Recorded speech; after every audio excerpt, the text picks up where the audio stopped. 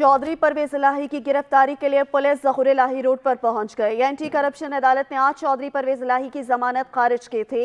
अहम खबर से आपको आगाह करें कि चौधरी परवेज इलाही की गिरफ्तारी के लिए पुलिस ज़हूर इलाही रोड पर पहुंच गई है।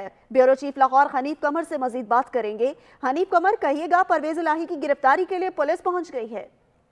जी, साबिक वज़ीर आला पंजाब चौधरी परवेज इलाही की गिरफ्तारी के लिए एंटी करप्शन पुलिस जो है वो गुलबर्ग में उनकी रहायशगाह के बाहर पहुंच गई है। चौधरी परवेज इलाही की आज एंटी करप्शन की अदालत से अबूरी जमानत खारिज हुई थी। वो तरक्याती फंड्स में मुबैना तौर पर करप्शन के मुकदमात में एंटी करप्शन अदालत से अबूरी जमानत पर थे। आज उनके वकला ने एक दिन की हाजिरी के इस्तिस्ना के लिए दरख्वास्त दी, लेकिन एंटी करप्शन की अदालत ने इस दरख्वास्त को मुस्तरद करते हुए उनकी अबूरी जमानत कैंसिल कर दी थी, जिसके बाद अब एंटी करप्शन पुलिस उनकी गिरफ्तारी के लिए उनके घर के बाहर पहुंची है।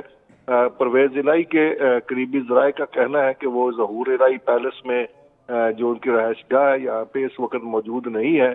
और ये भी कहा जा रहा है कि एंटी करप्शन पुलिस जो उनको गिरफ्तार करने के लिए आई है उनसे सर्च वारंट तलब किए जाएंगे। अगर उनके पास सर्च वारंट हुए तो उनको घर में दाखिल होने की इजाजत मिलेगी, अदरवाइज उनको घर में दाखिल नहीं होने दिया जाएगा। सही, बहुत शुक्रिया हनीफ कमर।